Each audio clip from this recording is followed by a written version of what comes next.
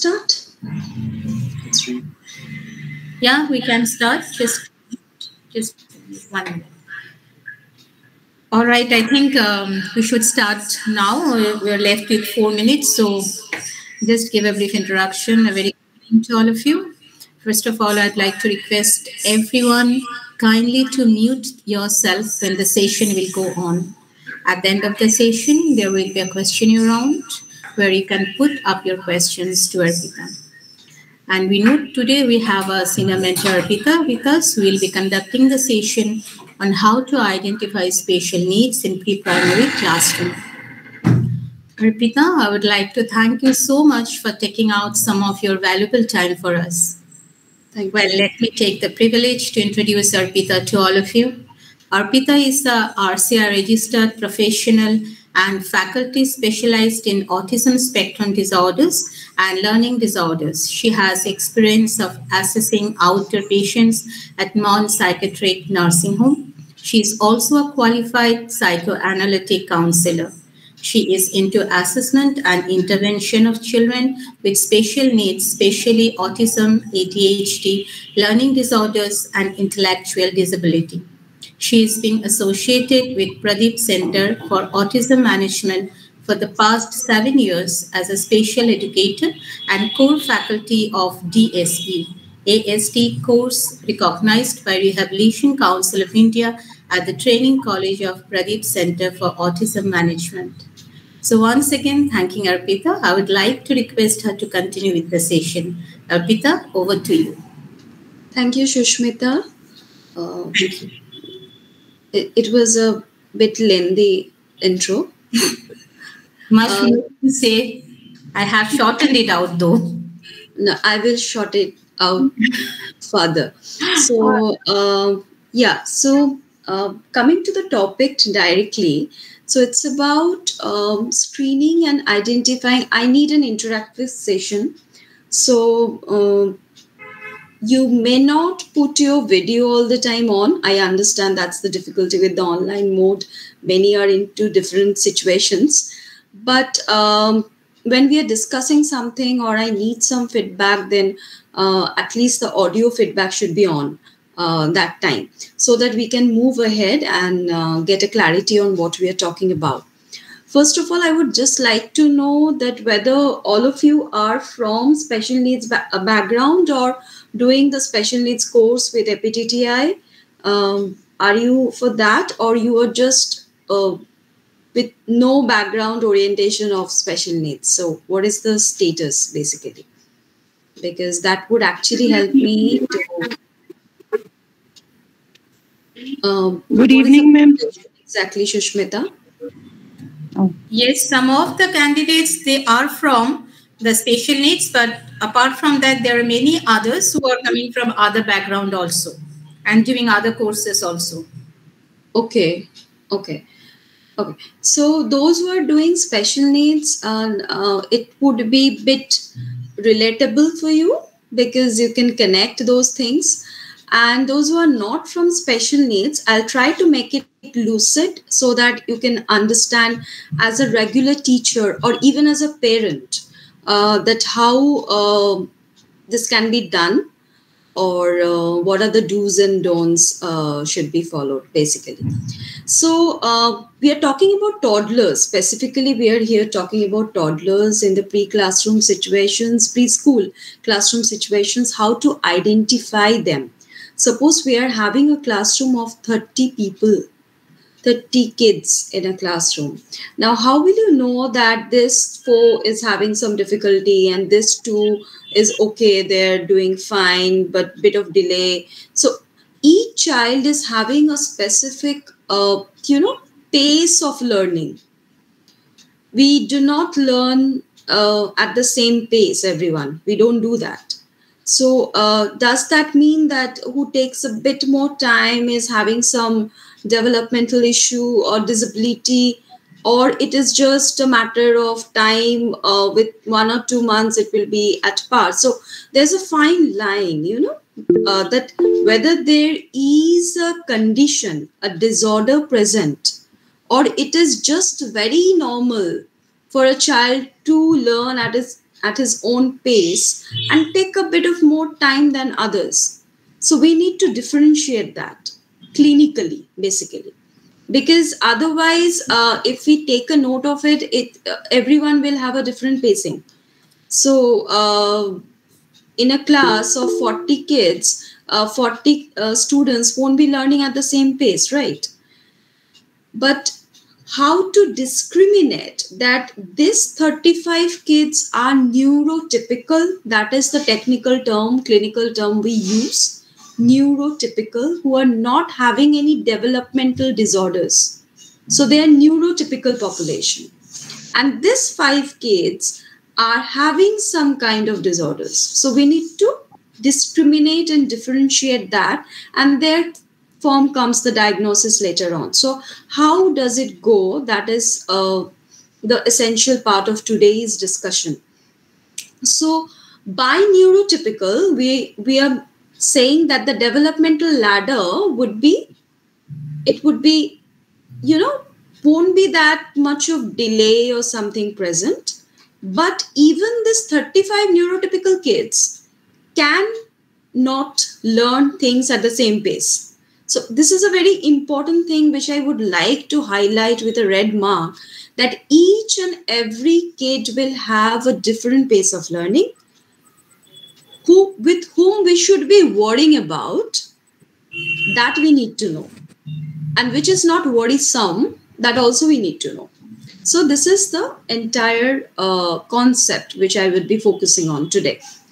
So now, why do we need to do this screening? And what is screening also? Now, what is screening? It's identifying children with difficulties, to put it in a very lucid term. So we are identifying children with difficulties, and it is usually a very brief test, very smart, brief test given, so that it takes, less time, and we come to conclusion very easily.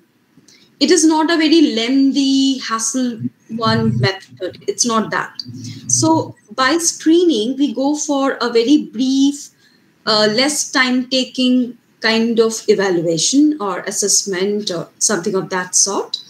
And why we do this? Because screening will result in adjustment of teaching methods. So if you're teachers over here, then with the screening results, you can actually work upon your teaching methods. It might happen that you're teaching in a class of 40 students, as I said, and you find that your teaching method is not apt for maybe 1 or 2 students. So your screening result will give you a clarity on what kind of teaching methods might help some of the kids. That is one point as teachers. And secondly, if you find that there is a gross difficulty present, then you can refer for further comprehensive assessment and diagnostic tests in clinical setup done by registered clinicians. So screening is not diagnosis. Let me put it very clear. Screening is marking the red flag signs that, okay, so there are difficulties, and so we need to take a step ahead for this child, and we might have to worry about it. So that the red flags are there. There are certain flag signs are there. So screening is taking those kids out. I'm not saying physically out of the classroom.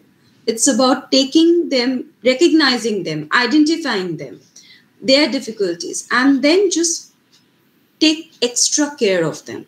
So that is what screening is all about. It is not diagnosis. We cannot say on the basis of screening that so-and-so child is having learning disorder, or so-and-so child is having, cerebral palsy, or other things, ADHD, autism, intellectual disability, GDD, global developmental disorders. So we cannot say that. So we can only say that this particular child is having difficulty, and this particular child is not being able to cope with the situations and learnings. It might include academics, it might not. I'm coming to that point. So age appropriate learning or behavior is absent. That should be the red flag sign. Age appropriate.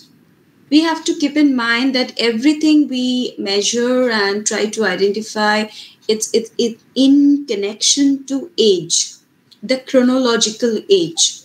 So when a child of 11 years is behaving like 5 years, so we call it immaturity, right? Because it's not age appropriate behavior. So we need to follow that ladder, that milestones, and then come to the conclusion that whether there is delay or not. So this is what screening is. So there is an example I have given it so that it can be explained what is it. So screening can detect 5 children out of 30 having speech and language delay. So there are 30 kids and you found that there are 5 kids who are having speech and language delays. They are not performing age appropriately in terms of speech and language. The screening will screen out the difficulties. So screening only gave you the information that these 5 kids are having speech and language difficulties. That's it, nothing more. Further evaluation actually will determine 2 children are having autism, 1 LD, and the rest 2 having cerebral palsy. So now you can understand that these 5 children we screened out for speech and language delay. But the reasons are very different, right? 2 children are having autism. That is why there is speech language delay. 1 child is having learning disorder. That's why there is speech language delay. And 2 are having this facio-muscular cerebral palsy issues. That's why there is speech and language delay. And definitely the brain areas are also paralyzed over there. That's why the cerebral palsy took place. So I am having fever. Screening will let you know that I am having fever. Further evaluation will let you know that why I am having fever. Is it because of COVID? Is it because of I'm having malaria or typhoid or something else? Just like any viral infection. So this further probing into details to find the root cause is diagnosis. So symptoms, we can screen out the symptoms. And diagnosis is a different part altogether, which is to be done by clinicians. But screening can be done by regular teachers, definitely by special educators, and also by parents. Also by community workers, social workers. Screening can be done. Then after screening, they need to be referred and evaluated by the clinicians. So evaluation will give you the diagnosis, the cause of difficulty as I explained. And assessment of individual will then give you a clear idea where each child stands in speech and language developmental ladder, which are delayed or missing milestones. And on the basis of that, intervention plan can be planned out and, on the basis of the strengths and weaknesses found. So number 1 step is screening. Then we are sending it to diagnosis. And after the diagnosis is done, then the functional assessment takes place in details. What is the functional assessment? The functional assessment gives us a detailed report of the strengths and difficulties or weaknesses of a particular kid. And there we come to know that which are the words the child can speak, which are the pronunciations the child is having difficulty, what kind of pronunciations, the beginners, the ends, the vowels, the consonants, all detail will come into the functional assessment part. And it is on that basis the intervention plan will begin. The intervention plan will focus on those areas of difficulties using the strengths of the child, addressing the difficulties of the child. So this is how the entire intervention method will go on. So is it clear what is screening, what is diagnosis? and then what is assessment we are getting into and why. Is this part clear to you all? Yeah. Yes, Uh, ma'am. Yes, ma'am. okay, fine. Yes, ma'am. Okay. Ma'am. I Yes, have. ma'am. Okay. Thank you, Sangeeta. So I have already discussed this part, so I'm not getting into it. This is just we need to be aware that while we are doing the screening, what are the areas we should be worrying about? Like a child of 3 to 5 age group, what are the factors mainly preparing the child? The biological factors, the growth, the body weight, height, and all the muscular growth, the physical growth will come into the psychosocial areas, that whether the child can interact with the peers properly, age appropriately. Always it's age appropriate. So whether that is happening or not, environmental cues can the child follow? Is the child aware of the environment, or the child is not at all interested in the environment at all? What are the interaction levels, the social skills, the psychological issues? Is the child getting too much emotionally stressed out? The kids we don't even think of, but the kids are also having depression. The symptoms are very different from adults. When a kid get depressed or going under depression, I'm not talking about depression in a very loose term. I'm talking about depression as a clinical term. So when kids are having depression, then they get irritated more. They do not sit alone and cry, and the adult behaviors are very different, but kids depression symptoms are very different. So how the child is emotionally, socially, psychologically, cognitive wise, means the overall understanding, how the child is responding to the environment, all these areas to be taken into account. My voice is not audible. Yes, very much audible, ma'am. Oh, there's a message from Rubia. Yeah, your That is voice is audible, Arpita. You are clear. okay. Thank you. Yeah. Rubia, there might be some network issue from your end. This is the difficult part with the technology. That's we get stuck. Okay, so that is there. Um, yeah, like if you have to take note of the regular milestones in order to understand the deviations.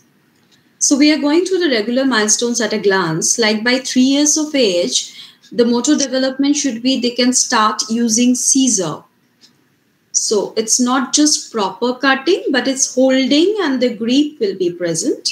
The baby scissors are there. I'm talking about that. I'm not talking about the adult scissors and the child will be doing some complex scissor work. It's not that. Can wash hands, can go to toilet, can ride a tricycle, can build a tower of 9 to 10 blocks, can feed himself well, stand on one foot for a few seconds.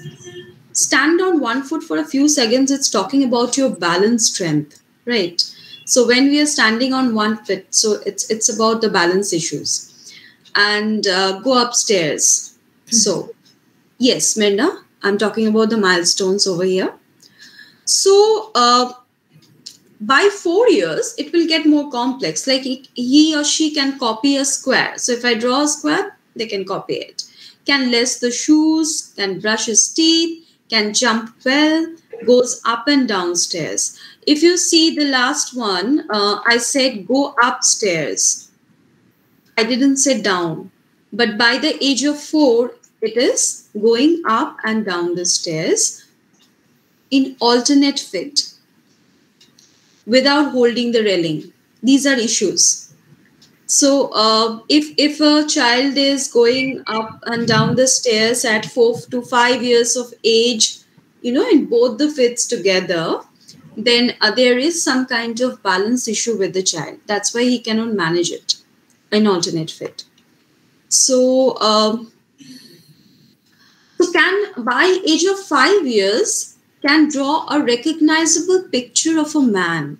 It is not a fine drawing at all, but it is like human figure, he gets an idea of the human figure, like the child will be drawing a head and then they almost miss out the neck part. Most of the kids draw human figure like the hands coming out from here, and then the body, the trunk part, and then the legs. So more or less they identify the gross body parts and they can put it as human figure over there. The finer parts get missed out. Can use scissor well. Now the scissor work is more proficient. Can dress himself without assistance. Can wash himself without getting his clothes wet. Can balance on one foot for about 8 seconds. So the duration has increased. So this is how with the milestones, things get more and more complex with time. So when we are coming to the aftermotor, as I'm just briskly covering all the domains, like if it's cognitive development at preschool level, so what are the cognitive issues we will be focusing? Now the child will be able to understand if he's being asked, what did you had yesterday dinner? So he has to recall that, understand the past. It was yesterday, it's today now, it's dinner means night. All these associations should be clear. Can use meaningful contextual language, has a memory, as I said, and the temper tantrums will be fewer. It will go down gradually as the child goes up.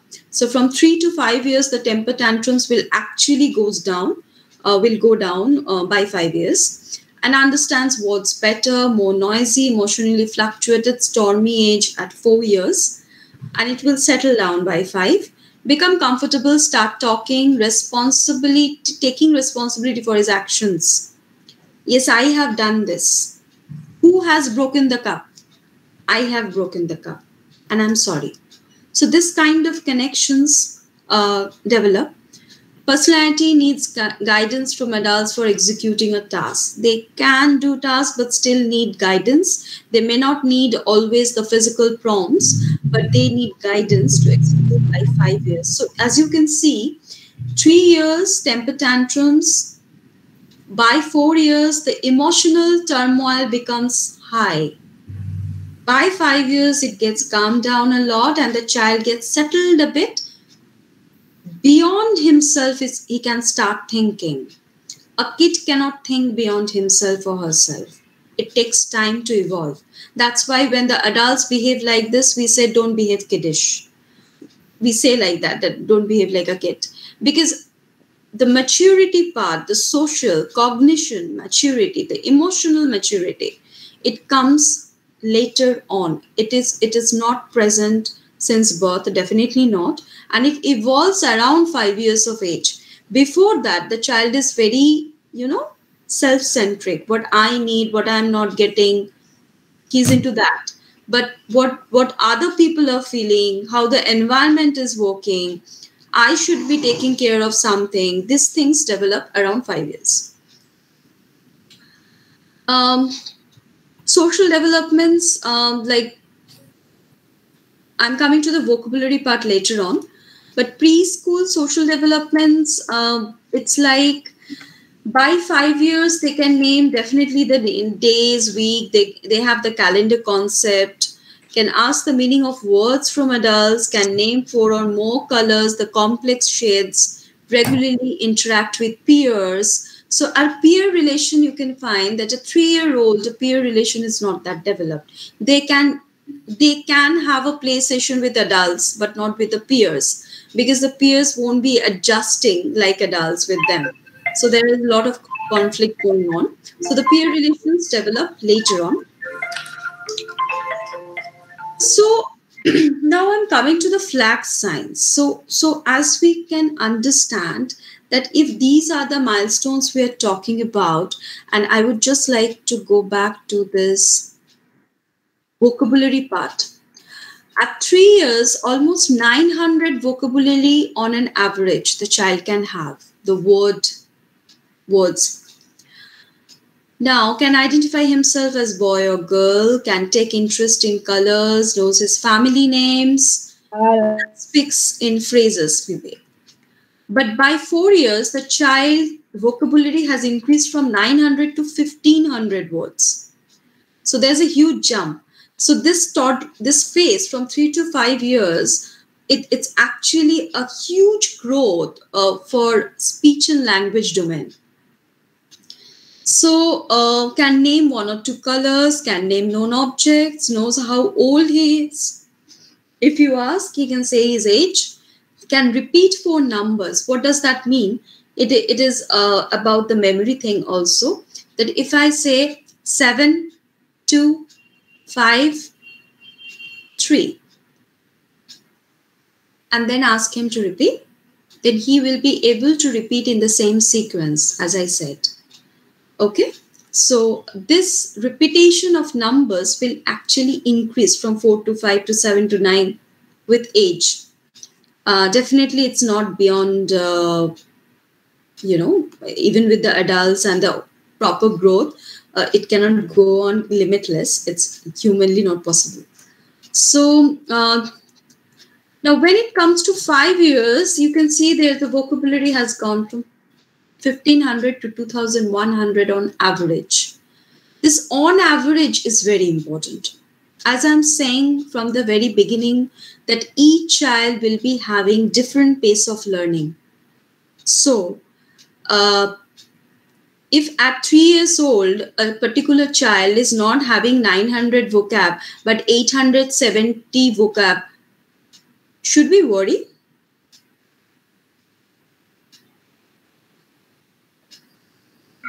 No, ma'am. Yeah. But if the child is speaking only 3-4 words, should we worry? Yes, ma'am. Yes. So that we need to understand that on average means it is not a strict norm that everyone reaches 3 years old, you should be knowing 900 words. Okay, human cannot operate like that.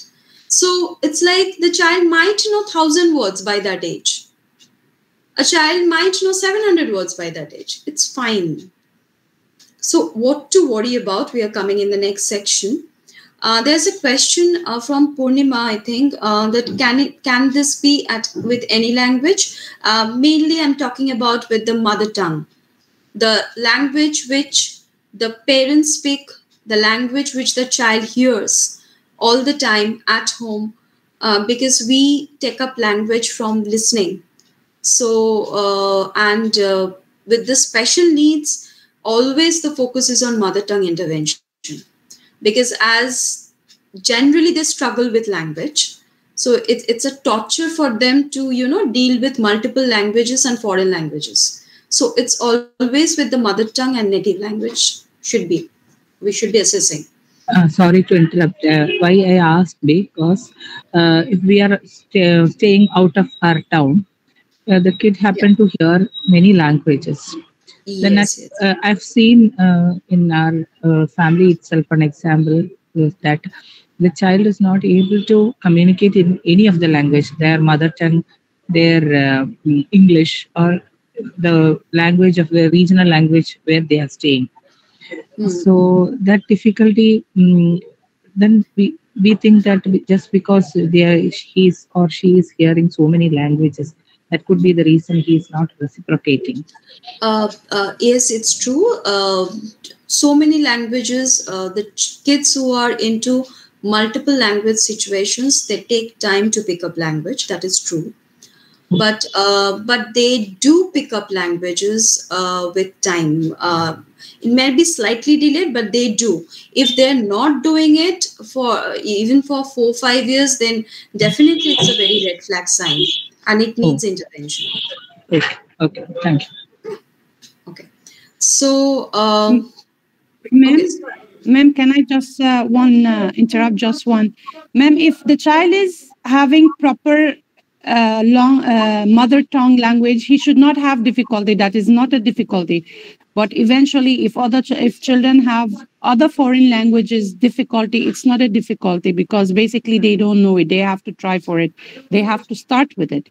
But if the mother language is very hard on their tongue, that means they have difficulties. Sorry to interrupt about this. My children, I'm half foreigner. My children speak 4 languages and 5 languages, including Hindi and Punjabi and Arabic and French and English. And they're not having difficulty. Since they have the mother tongue in their language, they talk it, that means it's not a difficulty. Because other languages, even we adults have difficulties in it. True, So very it's not a true, problem. very true. Very true. And this, unfortunately, I would Thank you, really ma'am. like to stress on it that I'm finding a lot of kids, Indian kids, parents talking to the kids in any situation in English. I don't know why. Oh, what is this fashion festa going on? It is actually not helping the child because I just find that casually the mother is saying, sit properly, don't stare, okay, take.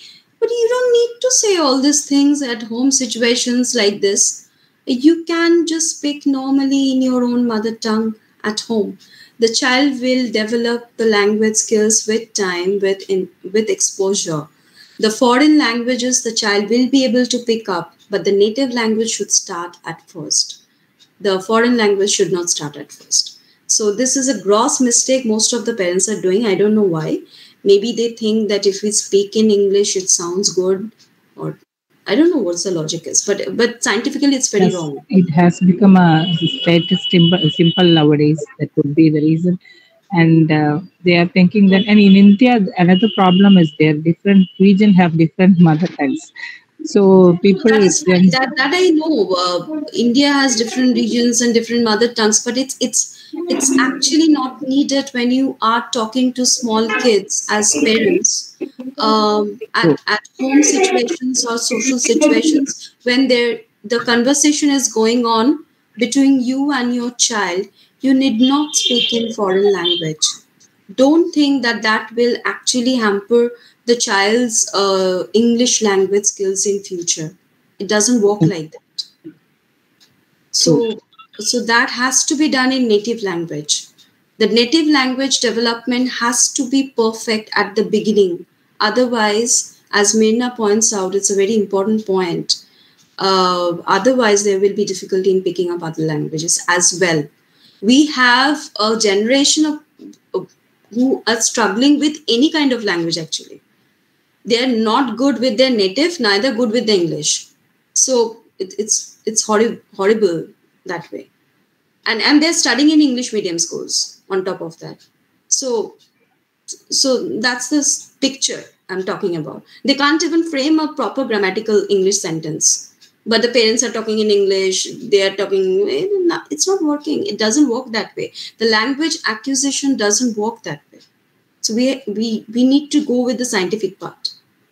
Like even when we were kids, I'm speaking to you for 1 hour in constant English, and I do my work in English as well. But at home, I do speak my native language. It doesn't affect my language growth, right? So that has to be there.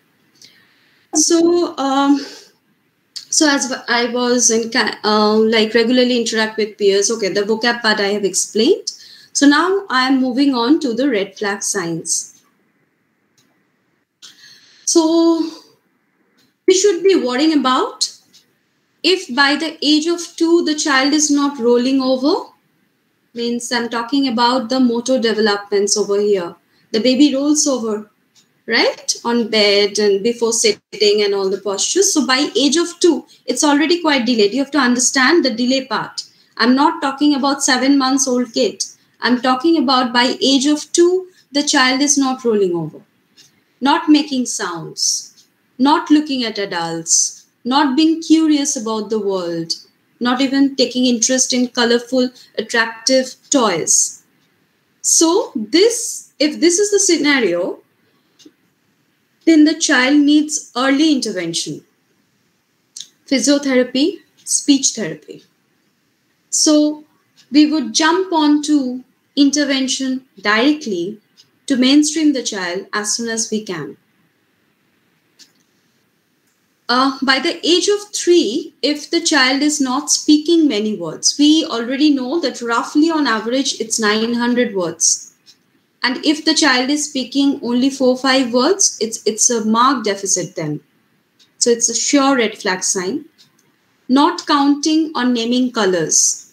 Obviously, if the vocabulary is limited, then it will have its impact everywhere, right? So if my words are 10, how will I name other things? How will I name the colors? If I start naming all of them, then it will go up to 800 again. So naming part gets affected that way. Struggling to hold a fork or spoon or crayon, this grip, the pincer grasp for the crayon holding, spoon, fork, all this fine motor grasp is not being present. The kids first develop this grip, which is the cylindrical grasp. So they do things like this, the grasp is like that. So gradually it moves on to the finer parts. So if it's not developing, then we need to worry about not getting along with other kids. So the peer relations are not developing. So for this, they may qualify for special education services. Okay. So we have to recommend them to the special education services. By the age of 5, if the child is struggling to keep pace with the course of academics, then falling behind in 1 or 2 areas, like cannot do with the numbers or maybe the alphabets, spellings, words, academic areas coming into. Not liking school. He feels happy whenever there's a holiday.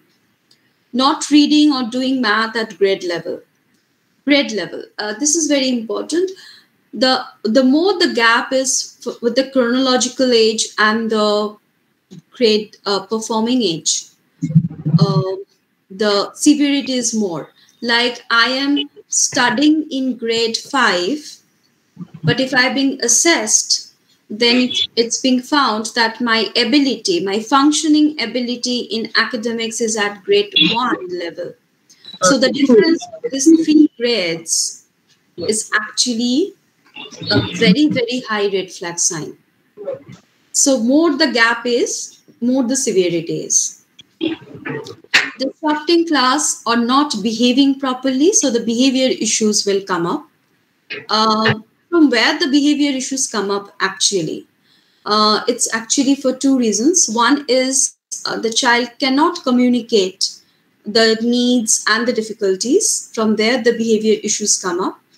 Secondly, the child cannot cope with the school environment emotionally as well as cognitive-wise with this academics. There is an underlying frustration, depression, anxiety going on, which is venting out in some of the other negative formats, and we find it disrupting in the classroom scenario. And as I said, the grasp is not present, so holding pencil difficulty, struggling to follow directions.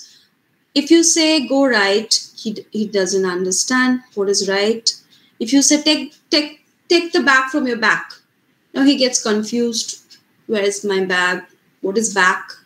So the directions, confusion might be there. So in a nutshell, we should be worrying about if the social skills are not age appropriate, if the child cannot perform his daily work like, toileting, simple dressing. I'm not talking about the very complex, glittery zip and all the laces. No, but simple dressing. You have to put your hands in and just you have to wear something. So that kind of dressing the child won't be able to do. Hand washing, cannot play with the peers, cannot follow directions. School readiness is not present in kindergarten level. And when in school, then it's not being able to cope with the academics. So all of this, if these are there, so it's a nutshell, the flag signs are there. This is a very important slide I would like to discuss.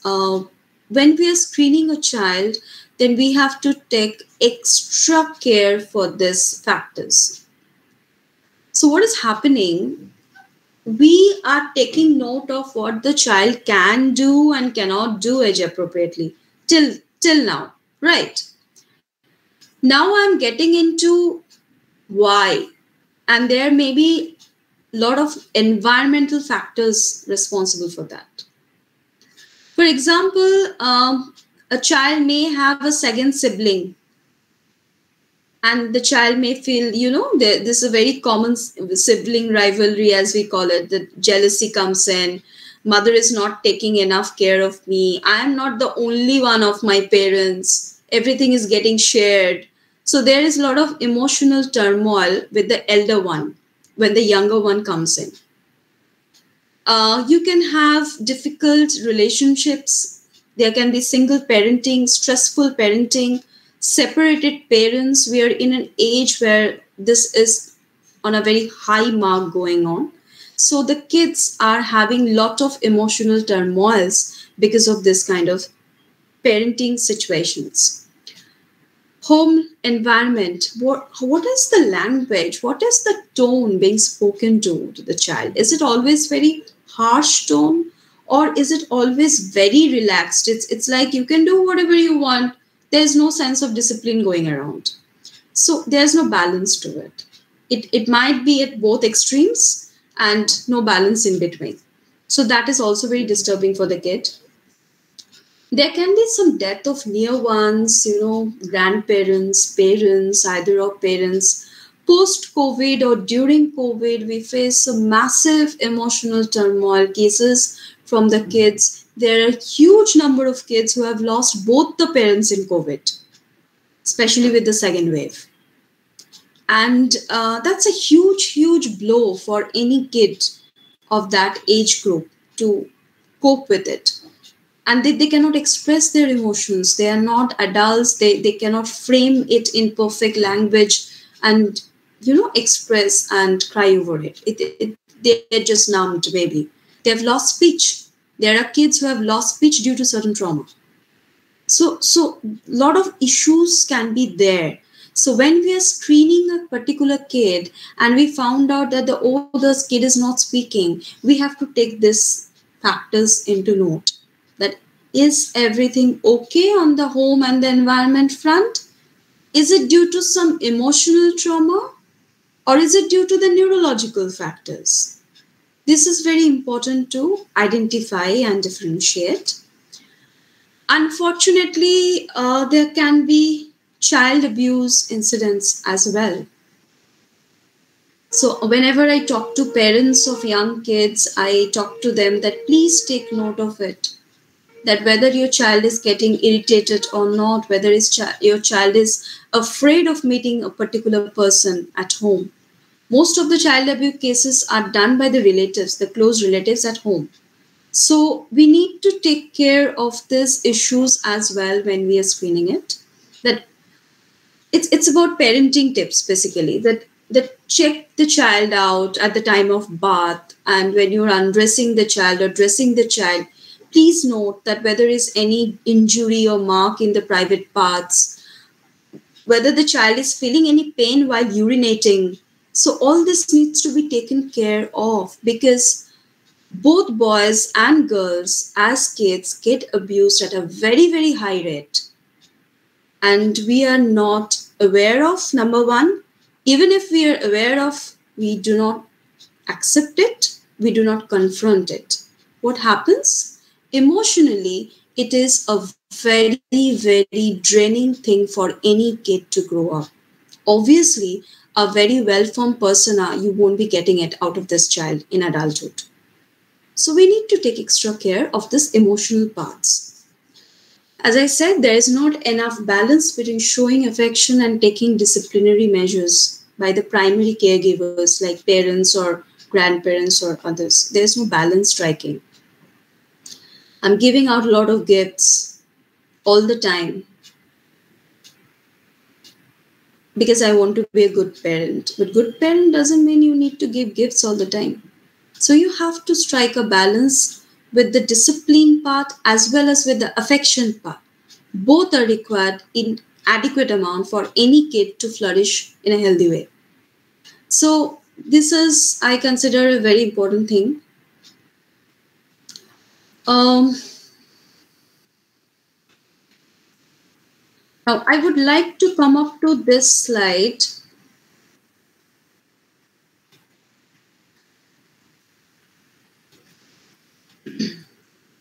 Okay, this one. So there is a tendency of, over-diagnosing and under-diagnosing also. So in the recent trends, what we find that in any clinical setup, we get most of the referrals from schools nowadays for behavioral issues of the kids in a regular classroom situation. They are being referred to clinics for testings and assessment that way. Interestingly, the hyperactive kids get referred, but when you are having the quiet one sitting at a corner of the classroom, but not taking much interest in academics, not finishing task on time, is not interacting much with the peers, is not getting referred. Why? Because this child B, the second one, is not disrupting the class environment. So the teacher can come comfortably, take the class peacefully, and can go away without any disruption. So this child who is sitting at some corner, not interacting socially, emotionally with the other kids and the teachers, not paying much attention to the work also. The work is unfinished all the time, but it's getting neglected because it's not disruptive visually, or the environment is not getting, disrupt. But there is this kid A who will throw things, who will say abusive language, who will be running around the classroom. So naturally, that kid will be referred to the clinic much earlier. So the trend is that when most of the kids with behavioral issues are usually referred, not for the academic part actually. Because as per law, you can keep kids, the schools are, there are legal issues. I will take this question later on, Purnima. So, so there are legal issues, and so they have to definitely, with the inclusive education and all the everything. So they have to definitely, they cannot say I won't be able to take your son or daughter in my school. But when the disruptive behavior comes in, they are quickly referred to the clinics. So we have a remedy for overdiagnosis and underdiagnosis. We have a remedy. There's a 3-step process. So I would just like to explain it. This is Walker and his colleagues. They find out this systematic screening for behavioral disorders. 3-step process: rank order students along specified criteria. Rank along students along specified criteria. What does this mean? I'm doing an example with you. Okay, can you see it? Yes. Okay. The criteria, as I talked about, let us take, I'm the class teacher. And now I have formed this format. And the criteria I have put in: behavior issues, reading, writing, maths issues, following instruction issues, peer relations issues, play patterns. The play patterns are not age appropriate. And peer relations are very confronting, disturbing, and all of this is not working well. There's no proper healthy peer relation. Following instructions difficulties are present. Reading, writing, maths, academic difficulties are present. Classroom behavior, as I said, it's a very important part. So that is there. Now, as a class teacher, now I am ranking the students in my classroom in each of the domain. So number 1 is Ritu, number 2 is Payal, 3 Reek, 4 Toto, randomly. I'm doing this. Now this number 1 means Ritu is having the maximum classroom behavior issues. Number 1 doesn't mean over here that Ritu is doing perfectly with the classroom situations. No. My objective is screening. I'm working here for screening. So I will be placing number 1 with someone who is having the highest difficulty level. Again, with the reading, writing, maths, I found highest difficulty level is with Payal. But Payal is not having any classroom behavior issues. Payal is the quiet one. Ritu is having a lot of classroom behavior issues. Ritu is also having academic issues because in that criteria, she is second one. And then following instructions, Payal again finds it very difficult. There's someone else called Phinia. She is also finding difficult. Ritu is not there. Peer relations, Payal, Ritu, poor peer relations. Play patterns difficulty with Payal. So once you do this kind of marking, categorizing, you will automatically find out that whom to screen out. Because this name is being repeated in various domains. Usually, if a child is having any neurological issue, disorder, or something of that sort, then the difficulties will be reflected across various domains. Usually it happens. Otherwise, a child may be just naughty, but not having any difficulty with the academics, not having any difficulty with peer relationships. He's just being naughty at times, which is actually healthy. So that is why I said that the issue of overdiagnosing and underdiagnosing comes in, and we need to categorize it, and we need to find a remedy for it. So by this, can someone just volunteer that whom to screen out actually with this report I'm having right now? I think it's Payal need a. Yeah, Payal definitely. Payal will be. And secondly, it's Ritu. Yes. So we need to screen out both of them. So once we finish this one, so the first step is rank order students along specified criteria. We finished that and we found out Payal and Ritu. The second step is use checklists to quantify observations about the 3 highest ranked students. So if we are taking 3 highest like Payal, Ritu, and maybe the third one, now we will be using checklist for each of them separately. Now, what is that? Checklist can be like this. I'm sharing the checklist with you separately outside the slide so that you can see it more detailed in a more detailed way. Checklist can be like this, the checklist is having various domains. As I explained the domains, communication, cognitive, motor, all these social skills, all these domains will come up, and each of the domain, there are certain items written and you have to mark it. That is the difficulty, rarely, sometimes, or always. Like communication, number 1 is follows 2-step related directions, like hang up your coat and bag. Can he follow 2-step, or he just hangs up coat and comes back, forgets the bag? So does this happen rarely, or does this happen sometimes, or does this happen always? So whenever we are marking these items as always and mostly or sometimes, then the red flag signs are getting more and more stronger. So as there are a lot of items like in cognitive, can it between a little, can count to 4 by rote, response to directions with positional concepts like put it on the table,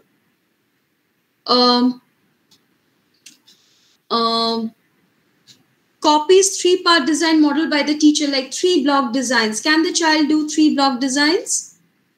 So these are the flag signs we have been talking about. Like with the self-help skills, can the child use spoon and fork to eat? Can use napkins for wiping mouth? This is also culture based. It can be towel at times, it can be napkin at times. Toilets with little or no help, undresses himself, puts on socks, rolls clay into balls with the fine motor thing, folds paper as demonstrated into half. So in every domain, there are certain items given which are based on the milestones, and we have to take it that whether this difficulty is happening with Ritu or Payal in each of the items, how frequently. So if it is quite evident that the difficulty is very high and you're coming it with most of the items with, with always or something like that. Then the third step is, coming back to it, then the third step is school psychologist and counselor and observe children whose behavior exceed the norm for the teacher's classroom. So now you have done this training, now you're referring it to, if there is school psychologist, then to him or her. Or if not, then the schools can have tie-ups with the local clinics, nearby setups. They will get professionals over there and they're being referred to for the further evaluation that why this is happening. So one thing I would like to make it very, very clear that if the red flag signs are present across domains, then it is definitely a worrisome thing. And usually it ends up with some of the other neurological disorder present. Usually it happens. If not, there is if not emotional part, as I discussed in the environmental factors and emotional factors. So we need not worry about one item is getting wrong. No. The reflection should be across the domains, and then we should worry about it. And so this 3-step process, one, you do as a class teacher, you do your homework with the categories. The categories can be on your own also. I just gave you the gross categories. You can make more categories as well if you want to. And then the top rankers should be evaluated more detailed with the checklist, then referred to the clinicians for further evaluation. So this is how you can work on this. Yeah. There are 2 models which I would like to just say that, like TATs, like teacher assistant teams, is typically consist of a team of 3 teachers and with a referring teacher as the 4th member. The referring teacher is the expert person actually of the fraternity. So the TAT model provides a forum where teachers meet and brainstorm ideas for teaching and managing a student.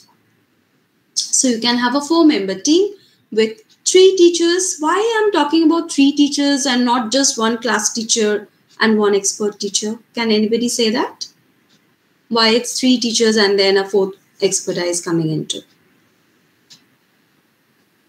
Ma'am, because if there are more 3 teachers on around 30 students or more, there will be more controlled in the class. The special education teacher or the teacher assessment can be able to identify the child. With one cannot be on. It's not about controlling, because I'm not talking about 3 teachers and the 4th member will be taking the class. They won't be taking the class. But regarding identification and screening and management process, rather, I'm talking about more about the management process. I'm coming to it because teacher's way of assessing the kid will be different. No, each teacher will be assessing in a different way, even though we have a set of criteria. We need to get the neutrality. Yes. One teacher, that might be very subjective. We need to make it more objective. So when 3 teachers come to one conclusion, then we have to agree with it. Okay, Baba. Jay. So we are doing this because to overcome the issue of subjectivity. As humans... Ma'am, that is in a class? Huh? It's in a class or it's in the clinical assessment that 3 teachers should be there to give the same result? No, it's not in the class. I'm talking about screening them out, the checklist part, the markings and the checklist part, and then referring that part I'm talking about, because I might find that all this are happening always, Nowadays, almost all the CBSE schools. Yeah, my understanding of always might be different than yours. There comes the human subjectivity. So, in order to overcome that issue, we are incorporating more.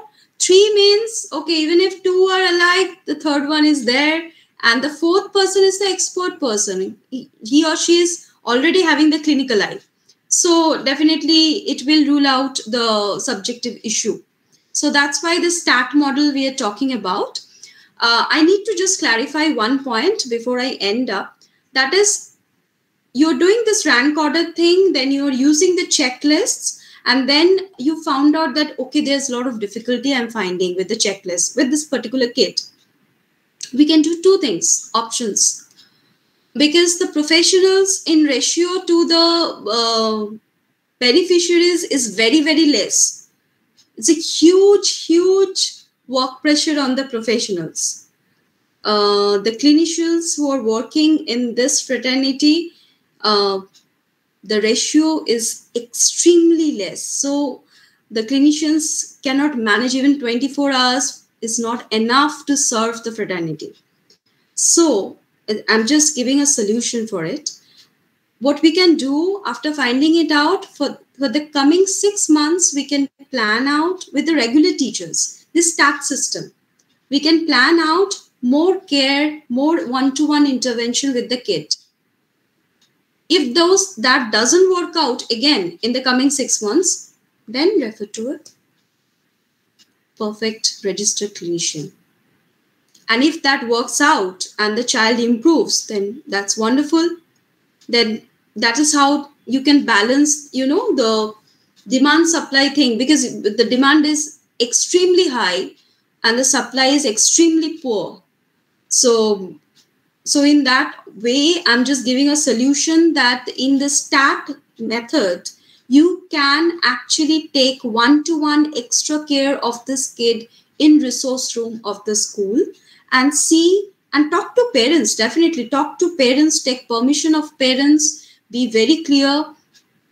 And then you take 6 months target that whether the child is improving across these domains or not. If yes, very good, continue with that. If no, then it's time to take up by a clinician. So that we can do. Excuse me, ma'am. I want to. I'm just Yes, taking ma'am, please. it. I'm taking it later on because I need to finish it off. So and then there is this collaborative model as well, where there is school specialists like resource room teachers, speech language clinicians. You cannot have speech language specialists, occupational therapists in school. They won't be working in school. They are clinic persons. They will be working in clinics. So what we can we can work in a collaborative model. The schools can have tie-ups. They can do consultations. And so in that collaborative model, you can work directly with the teachers and the parents, the students, the therapists, all working together as a team for the improvement of the child. So basically, the main intention is to improve. Basically, it's improvement of the kid we are focusing on, right? That is why we are talking about screening, diagnosis, and all of this, so that we can plan the intervention. So this collaborative model and this TAT model is about intervention part I'm talking about. And with the TAT, we can also do that checklist part to rule out the subjective issue. So this is how we can go on. And so parents' permission, parents' consultation is extremely important. You have to be very, very clear with the parents that way, what you are doing and why you are doing. Okay, so now you can. I think I'm already. It's Ma'am, but you can just give 1 or 2 questions. I can take. With full assessment needs 6 months to identify that this child have disabilities or reading problem. No, it's all not the about categories? No, Minda, it's not about full assessment I'm talking about. I'm talking about with the checklist, you found out that these are the difficulty areas, and you're working on those difficulty areas with that kid on one-to-one basis more as a backup resource room intervention for 6 months to see the progress. It's but if the person is alone, needs time. if there is no other teachers, only one person who is assessing and counseling and doing the assessment, it doesn't need like 2 to 3 months, because one time you cannot assess a child. You need many sessions to identify properly Please not mute safe. your mic because I can't hear both of you together, right? So yeah, Minna.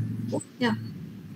I was saying, ma'am, that for a single person, a single counselor or ICI or a special educator needs for assessment not by months, by session. Minimum, if one person is taking an assessment of one child, minimum of 10 sessions, right? And then, because if the longer it takes, the better, I think, because if I don't know, how do you think that?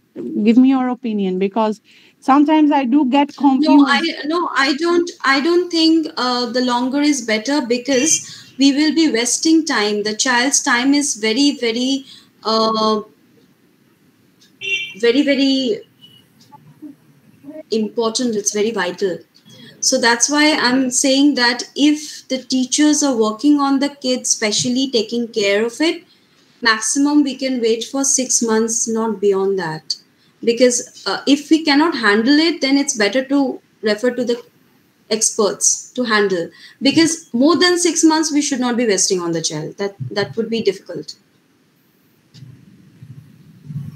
Yeah. So, okay. I think there was a question. Yes.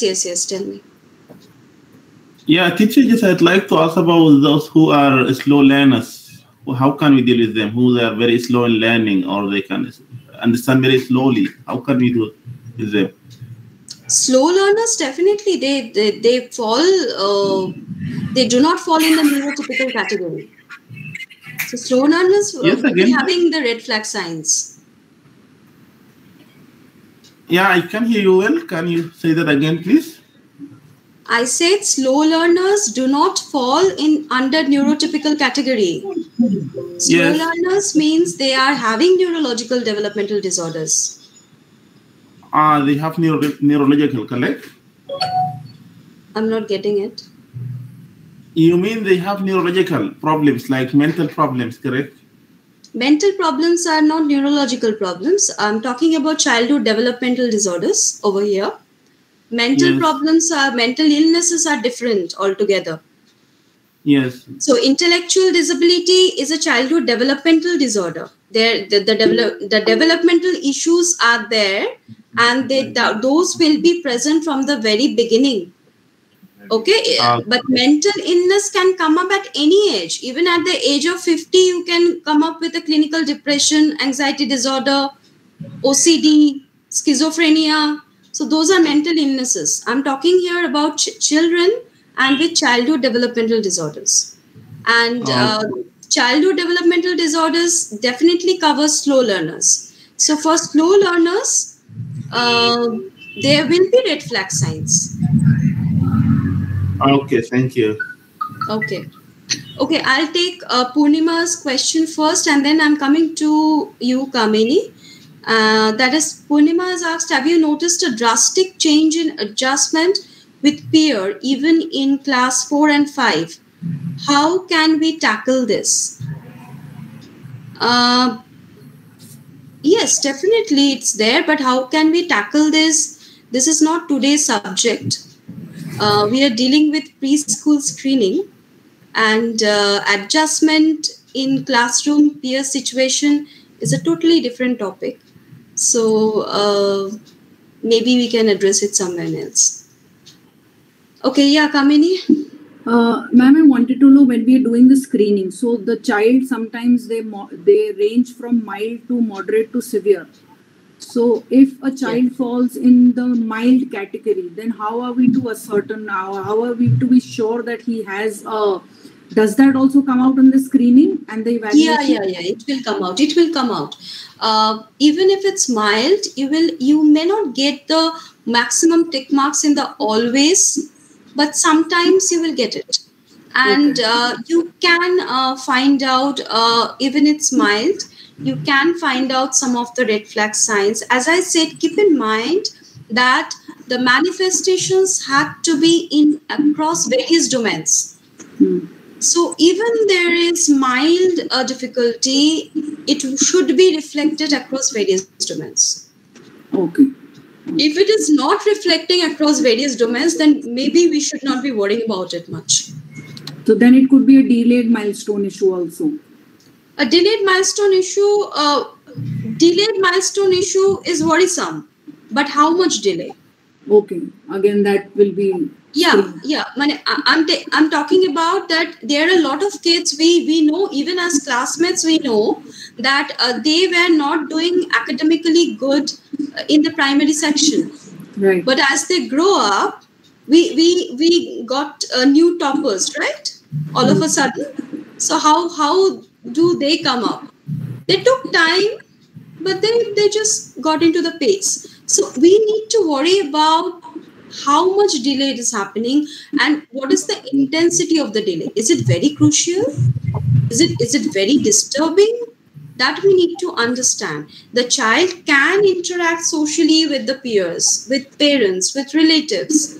The age appropriate part may not be, the child may appear to be a bit immature socially.